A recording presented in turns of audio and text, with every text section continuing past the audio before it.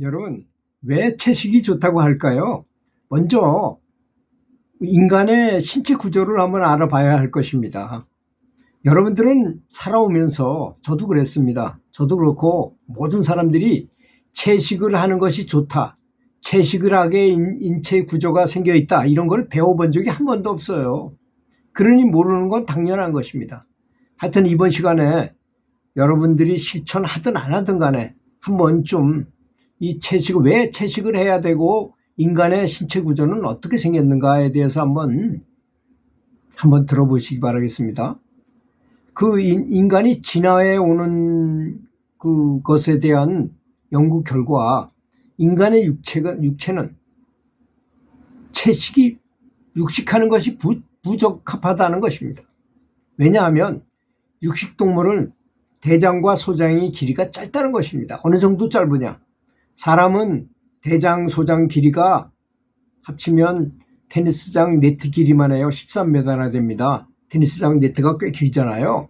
그런데 사자, 호랑이처럼 큰 동물이라 하더라도 대장, 소장의 길이가 6m밖에 안 됩니다. 절반도 안 된다는 것입니다. 무슨 얘기입니까? 고기를 먹으면 강한 산을 분비해 가지고 빨리 배출시켜야 된다는 것입니다.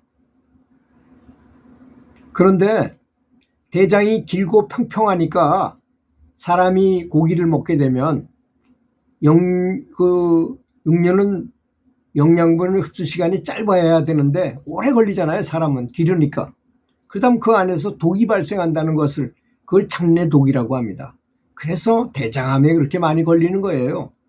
그래서 가난한 나라 사람들, 고기를 잘 못 먹는 나라에는 대장암이 전혀 없다고 합니다. 거의 없다는 거예요. 우리나라도 그랬어요. 몇십 년 전만 해도 확실히 그랬습니다. 그런데 우리나라가 부자가 되고 고기를 많이 먹어 서구화되면서 점점 많아지더니 지금은 미국, 독일 이런 서양보다 더 많아졌어요. 우리나라가 세계 1위를 기록했습니다. 대장암이 그렇게 많아졌습니다. 그래서 이 인간은 채식하는 데 적합한 신체 구조를 가지고 있다, 이런 점을 알아야 할 것입니다. 제가 뭐 채식을 꼭 해야 됩니다, 이런 걸 말하려고 하는 말이 아닙니다. 물론 우리 불교에서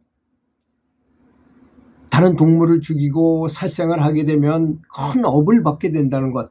근데 입장을 바꿔놓고 생각해 보세요. 내가 만일 동물로 태어났어요. 사람이 윤회하는 것이니까. 그럴 때 누군가 나를 죽이면 그 죽이는 것보다 더 큰 원수가 어디 있겠습니까? 원수를 갚으려고 그러지 않겠습니까? 알게 되니까. 모든 걸 다 알게 되는 상태에 가니까.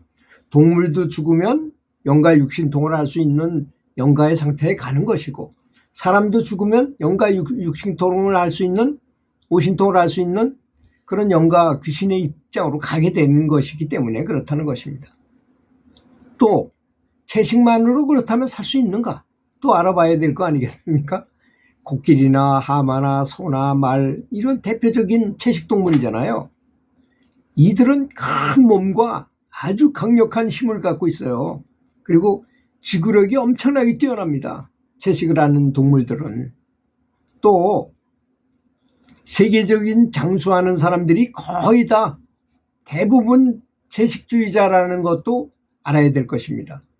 파키스탄의 훈자족이라는 분들, 거기 살구를 그렇게 많이 먹는 데잖아요. 또 에콰도르 원주민 같은 분들은 채식 위주의 식생활을 하면서 그렇게 세계적으로 가장 오래 사는 사람이 됐다는 것입니다. 그래서 연구 결과 채식인이 육식인보다 두세 배 체력이 더 강하고 지구력이 더 강하다는 것이 입증이 됐어요. 그러니까 채식을 하면 힘이 없다, 그건 완전히 낭설입니다. 그건 믿지 않으셔도 됩니다. 수많은 수의 저명한 운동선수, 채식주의자들이 있었어요. 또 이렇게 헬스하는 사람들, 이 근육이 우람한 사람 중에서도 채식한 사람이 있어요.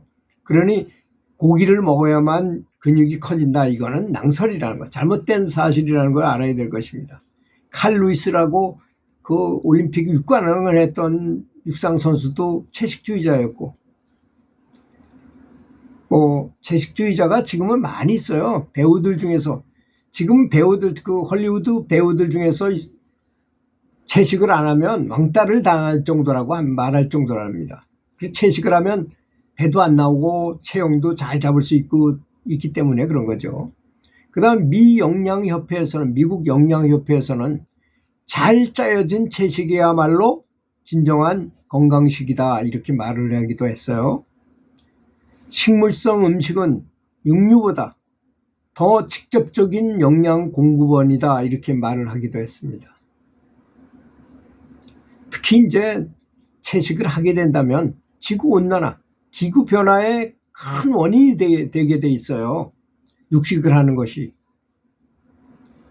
축산을 하면서 동물들을 모아놓고 사료를 강제로 먹이고 하다 보니까 거기 이 분뇨들이 나왔는데 거기서 발생되는 이산화탄소 메탄가스가 이산화탄소의 23배나 되는 온실가스를 만들어내요. 그래서 LA의 그 대규모 축산하는 데 가면 숨쉬기가 막 힘들 정도랍니다. 소들이 호흡을 얼마나 해야 되고 분뇨들이 많고 그 분뇨들이 배출하는 메탄가스가 높아서 그렇답니다. 또 축산 폐기물의 아산화질소라는 것은 이산화탄소의 298배, 300배에 가까운 온실 효과를 가져오게 된다는 것입니다. 특히 온실가스를 배출하는데 자동차, 항공기, 선박 다 합쳐도 13.5%인데 육류를 생산하는 데서 배출되는 온실가스는 무려 18%나 된다는 점입니다. 또한 아마존의 열대우림 70%가 가축 사육과 그 사료를 먹이기 위해서 방목하는 것으로 훼손돼 버렸다는 것입니다. 너무나 안타까운 일이죠. 그러니 우리가 이렇게 이상기후가 자주 생기는 것의 원인은 다 우리 스스로 만드는 것입니다. 자승자박이라는 것이죠.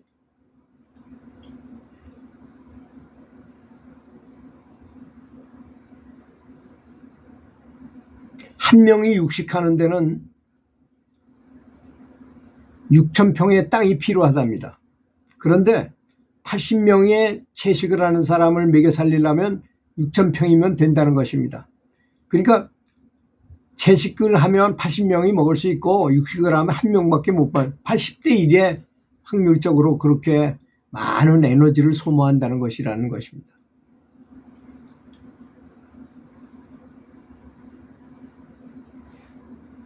그러니 사람은 건강에도 해롭고 또 그렇게 이롭지도 못한 이 육식을 반드시 해야 되겠다고 말하는 사람, 또 어떻게든 간에 육식을 하려고 노력하는 사람도 많아요. 육식을 합리화하고 뭐 육식을 하는 거 가지고 제가 뭐 하는 사람 보고 하지 말라고 할 수는 없지만 진정한 수행을 하려면 채식을 하면서 하면은 훨씬 더 진보도 빠르고 마음도 편안해지고 차분해지고 더 행복감을 더 많이 느끼고 또 천국에 가깝다는 사실도 반드시 아시기 바라겠습니다. 잘 들어주셔서 감사합니다.